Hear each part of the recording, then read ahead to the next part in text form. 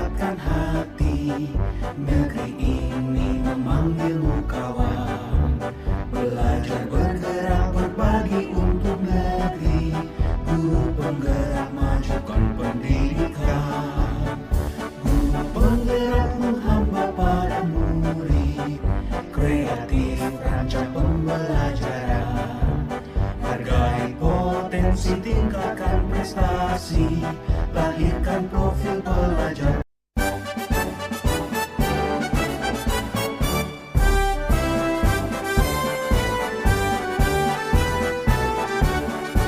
Mulai.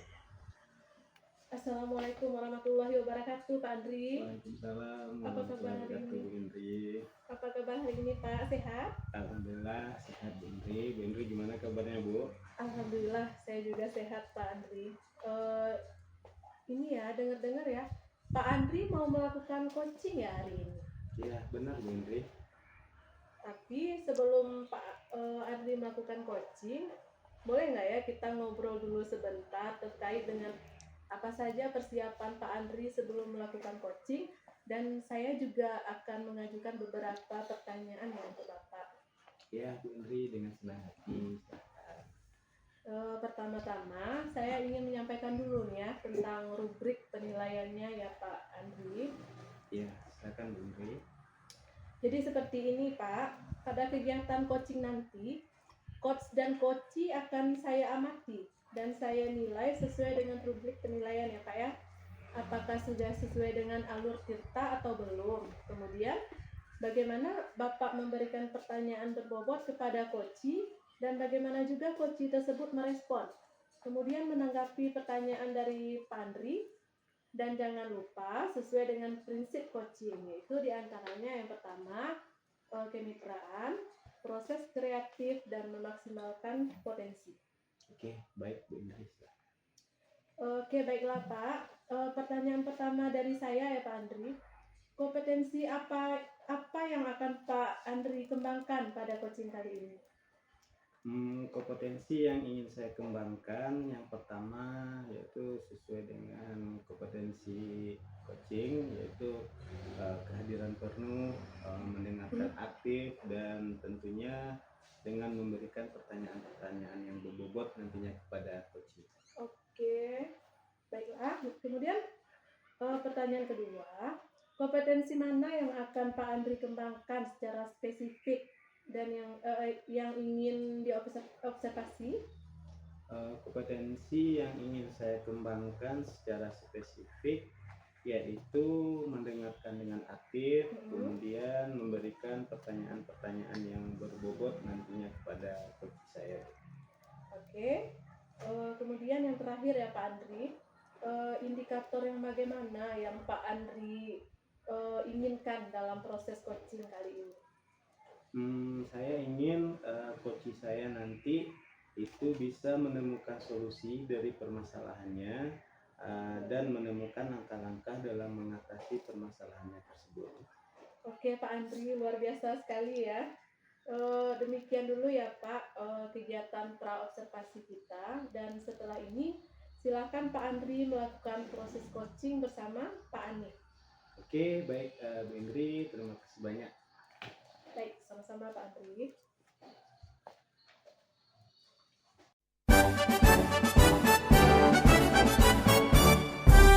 Assalamualaikum Pak Andri, selamat siang. Assalamualaikum warahmatullahi wabarakatuh. Selamat siang juga Pak Nip. Sehat Pak Andri? Alhamdulillah sehat Pak Nip. Begini Pak Andri, ini menunggu kegiatan Pak Andri sebentar. Kira-kira saya bisa minta waktunya lebih kurang 15 menit atau 20 menit lagi. Oke, boleh silakan Pak Nip. Kira-kira apa nih yang bisa saya bantu? Baik, sebetulnya seperti ini Pak Andri. Ada hal yang ingin saya bicarakan dengan Pak Andri. Kita akan diskusikan mungkin. Sebelumnya saya mengucapkan terima kasih Pak Andri sudah berkenan untuk meluangkan waktu untuk saya pada kesempatan ini. Ya, tidak masalah Pak Nip. Dengan senang hati saya akan mendengarkan cerita dari Pak. Begini Pak Andri, di awal tahun ajaran baru kita ini 2024-2025 ini sepertinya jumlah murid sekolah saya itu mengalami penurunan, Pak Andri. Ini dibanding tahun sebelumnya ini lebih sedikit dibanding tahun sebelumnya ya Pak. Oh begitu ya Pak Anip. Ya, Pak Andri. Saya turut prihatin mendengar cerita yang Pak Anip sampaikan tadi. Mari kita sama-sama berdiskusi dan menemukan kira-kira apa penyebab hal tersebut bisa terjadi. Ya, terima kasih Pak Andri. Jadi silakan Pak Anip ceritakan bagaimana kondisinya di sekolah Pak Anip.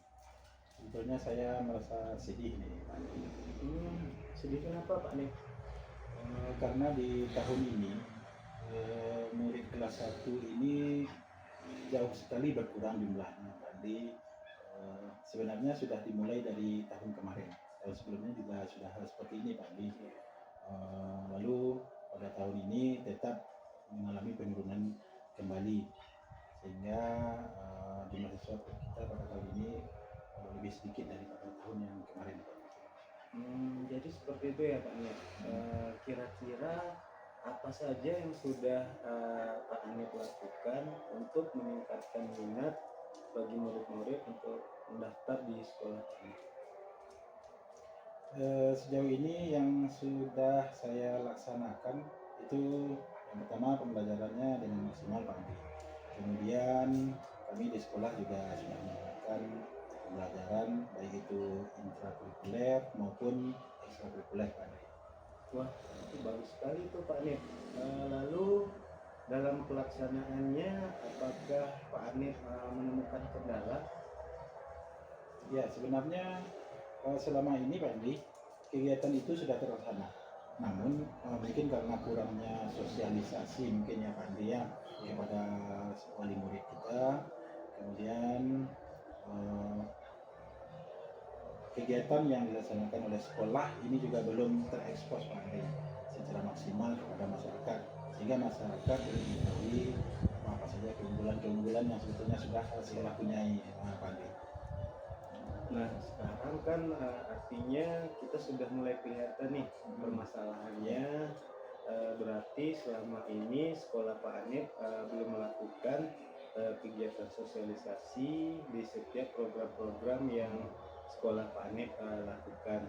Saya rasa untuk kedepannya Pak Anip perlu fokus nih dalam hal sosialisasi dan publikasi yang lebih intens agar tujuan sekolah Pak Anip itu bisa tercapai. Salah satunya mungkin dengan menarik minat dari masyarakat untuk sekolah di sekolah. Ya, Pak Andri, benar apa yang Pak Andri katakan. Mungkin kedepannya saya akan berusaha lebih fokus untuk mensosialisasikan ini ya Pak Andri ya, mengenai kegiatan apa saja kegiatan dan keunggulan sekolah, dan juga mempublikasikannya kepada masyarakat sekitar terutama wali murid. Bagus sekali Pak Anip. Saya mendukung hal tersebut. Menurut Pak Anip, apa saja strategi yang tepat untuk mencapai tujuan tersebut? Kalau menurut saya Pak Andri, sosialisasi ini sebetulnya dapat dilakukan langsung kepada orang tua siswa dulu. Karena saya rasa orang tua siswa ini sebetulnya belum tahu betul mengenai apa-apa saja keunggulan yang ada di sekolah kita. Kemudian sehingga mereka tidak tertarik atau belum tertarik untuk mendaftarkan siswanya di sekolah kami. Wah, bagus sekali itu ide yang Pak Anip sampaikan. Kira-kira ada strategi dan ide lain yang dapat memaksimalkan kegiatan sosialisasi tersebut Pak Anip?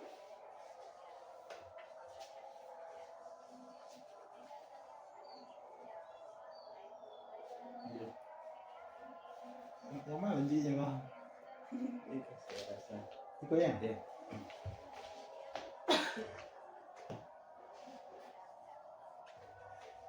Ya Pak Andi, saya rasa sosialisasi ini sekarang efektif juga dilakukan, terutama di media sosial ya Pak Andi ya, seperti misalkan ada Facebook, ada Instagram, TikTok. Karena saya perhatikan untuk saat sekarang ini setiap lembaga pemerintahan terutama mereka memiliki akun media sosial untuk mempublikasikan apa saja kegiatan atau informasi informasi yang berkaitan dengan lembaga mereka. Mungkin seperti itu Pak Andi. Ya, benar sekali Pak Nip.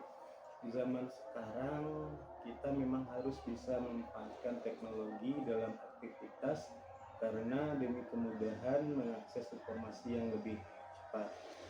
Lalu kira-kira kapan rencana Pak Anip ini akan Pak Anip lakukan?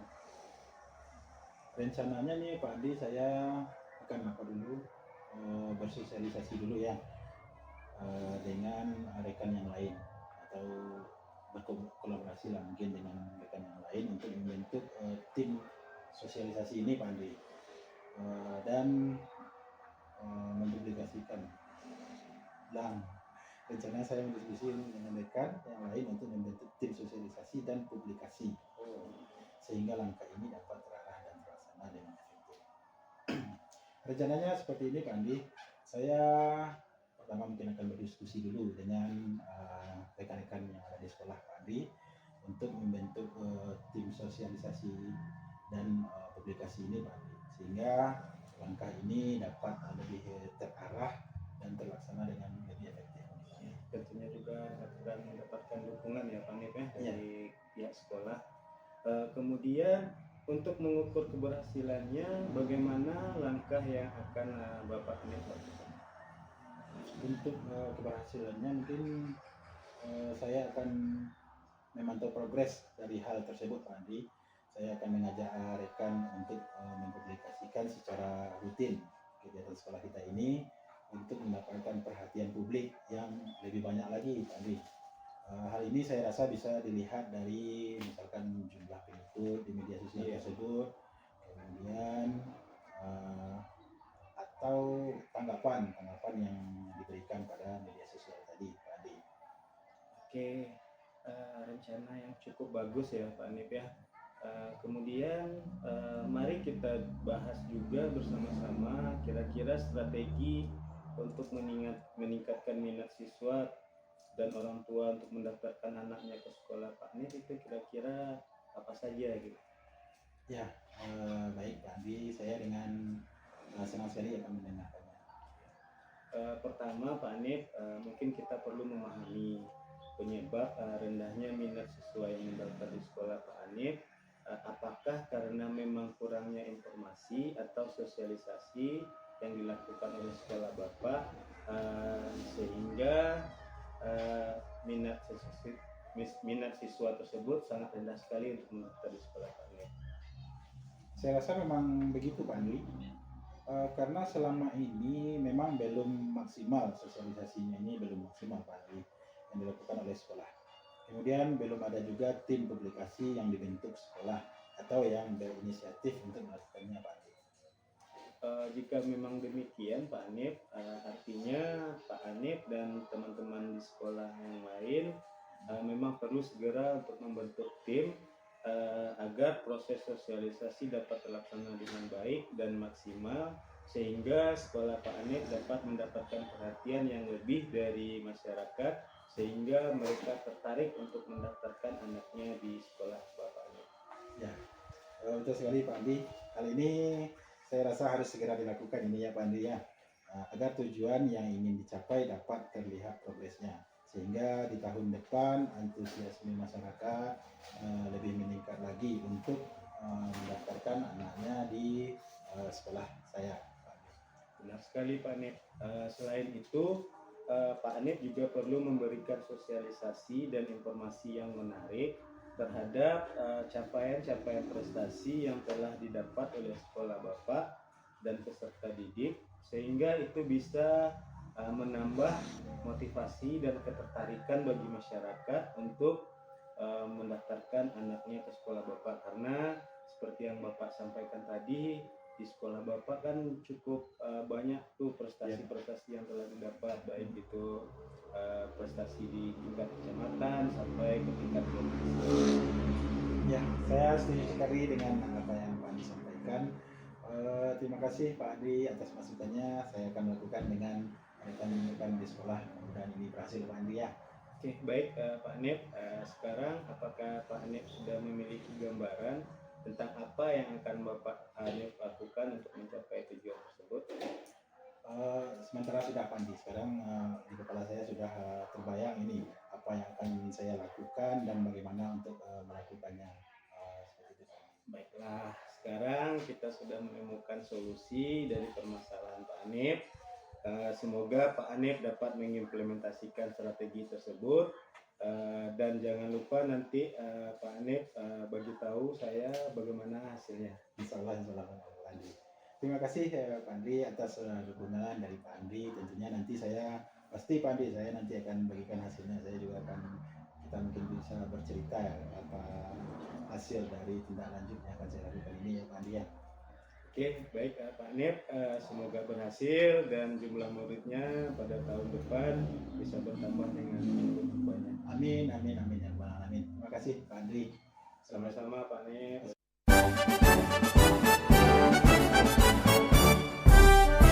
Mulai. Assalamualaikum Pak Andri. Waalaikumsalam Indri. Alhamdulillah ya Pak ya, proses coaching yang Pak Andri lakukan tadi sudah berjalan dengan baik. Ya, alhamdulillah Indri. Tapi sebelum penutupan ya Pak Andri, saya akan mengajukan beberapa pertanyaan nih buat Pak Andri pasca observasi ini ya. Ya, silakan Bu Indri. Yang pertama, apa saja yang sudah Pak Andri lakukan pada saat melakukan coaching? Ini terkait dengan indikator ketercapaian yang diinginkan. Di coaching tadi saya telah melakukan coaching sesuai dengan alur cerita, Ya. yaitu dengan menanyakan tujuan, identifikasi, rencana aksi, dan tanggung jawab, sehingga alur tersebut bisa menggali coaching untuk menceritakan permasalahannya dan menemukan solusi-solusinya. Oke Pak Andri, luar biasa sekali ya. Menurut saya sebagai observer ya Pak Andri, tadi proses coaching yang Pak Andri lakukan tadi sudah berjalan dengan baik dan proses alurnya juga sudah sesuai dengan alur Tirta. Dan juga kemudian Pak Andri sudah berusaha menggali dan memberikan pertanyaan-pertanyaan kepada coachingnya, sehingga coachingnya ini bisa menemukan solusi dari permasalahan yang sedang dihadapinya. Dan coaching tadi sudah sesuai dengan prinsip-prinsip coaching ya Pak Andri. Iya Bu Indri, alhamdulillah. Baiklah Pak Andri, sebagai pertanyaan penutup dari saya, kompetensi apa lagi sih yang ingin Pak Andri kembangkan berdasarkan hasil coaching yang barusan Bapak lakukan bersama Pak Anif? Kompetensi yang ingin saya lanjutkan, yaitu yang saya ingin lebih kembangkan atau lebih saya pahami lagi Bu, yaitu tentang proses alur tirta dengan baik, sehingga coaching yang saya lakukan ke depan itu bisa lebih baik lagi Bu, sesuai dengan alur tirta. Oke Pak Andri, luar biasa sekali untuk hari ini ya Pak, dan semoga kedepannya kita bisa melakukan proses coaching ini dengan lebih baik lagi. Baik Bu Indri, insya Allah. Amin. Demikian ya Pak Andri untuk proses observasi kita hari ini. Semoga bermanfaat ya untuk kita semua, dan saya tutup dengan mengucapkan Assalamualaikum warahmatullahi wabarakatuh. Baik Bu Indri, terima kasih banyak. Waalaikumsalam warahmatullahi wabarakatuh.